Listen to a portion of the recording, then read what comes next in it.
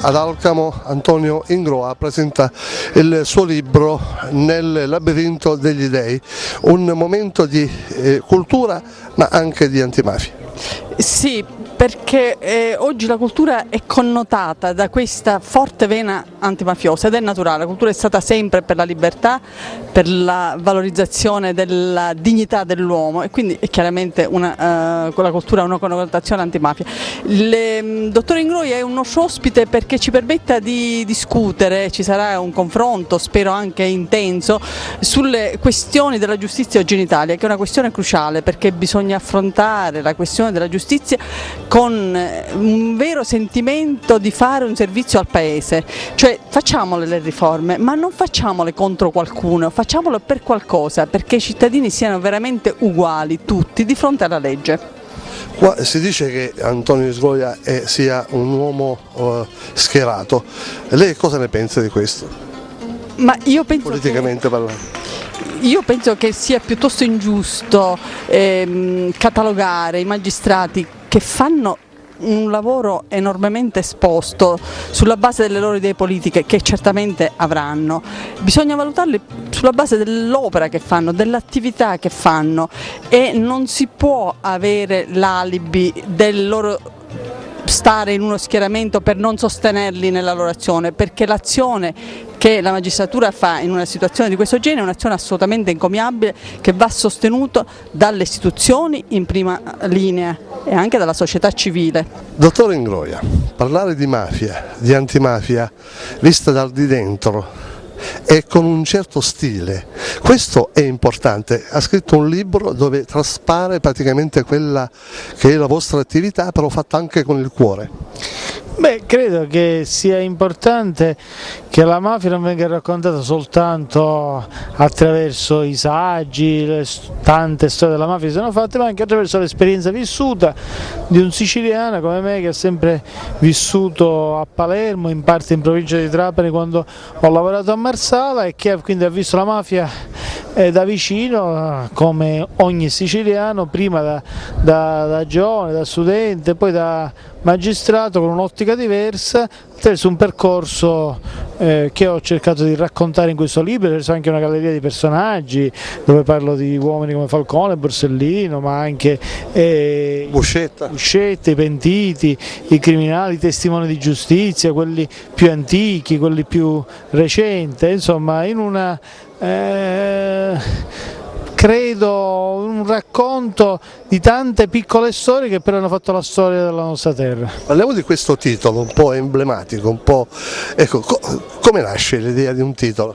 L'idea del titolo è venuta a me, perché mi ha sempre affascinato l'immagine del labirinto e io credo e vedo la mafia come una realtà così labirintica, complessa, eccetera. E vedo anche la lotta alla mafia, l'antimafia, diciamo, come un modo di inoltrarsi attraverso questo labirinto per cercare una via d'uscita che non sempre è facile da trovare.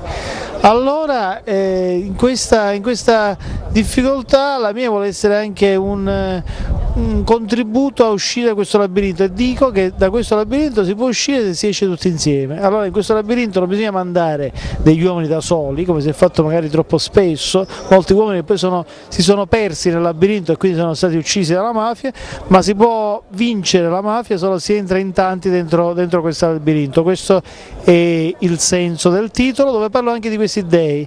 Gli dei rievoco una famosa frase che c'è nel Gattopardo, uno dei più bei romanzi della letteratura non né siciliana né italiana ma direi europea, il Gattopardo, dove si dice che i siciliani sentono perfetti come se fossero degli dei. Allora il labirinto degli dei è questo labirinto abitato da questi dei che si sentono intoccabili e perfetti e che creano la difficoltà di uscire da questo labirinto, ma noi ci possiamo riuscire.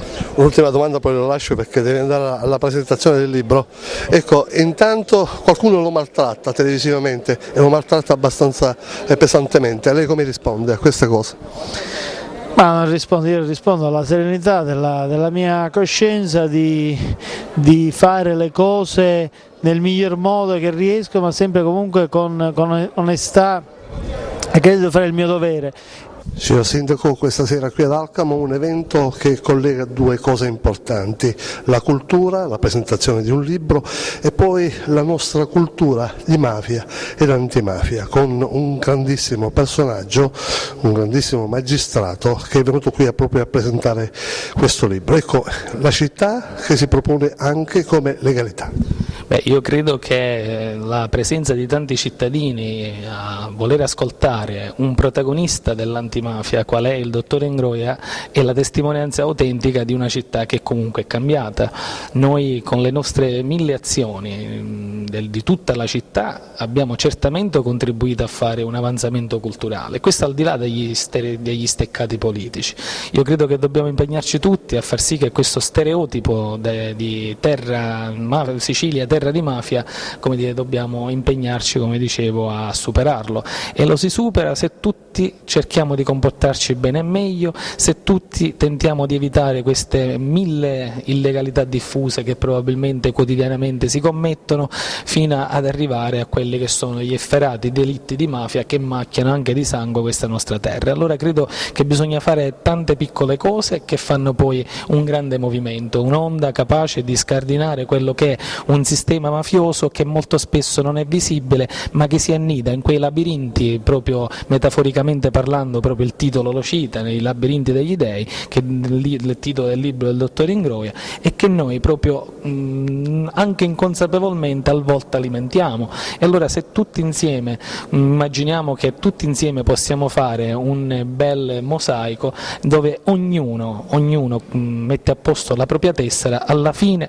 siccome siamo nella terra di Sicilia, che è la terra del sole, ma è anche la terra degli odori e dei colori, credo che alla fine verrà davvero un bel quadro. Dobbiamo semplicemente impegnarci e fare ognuno la nostra parte. Nessuno può avere l'ambizione di cambiare il mondo, ma se tutti insieme facciamo la nostra parte il mondo cambia davvero.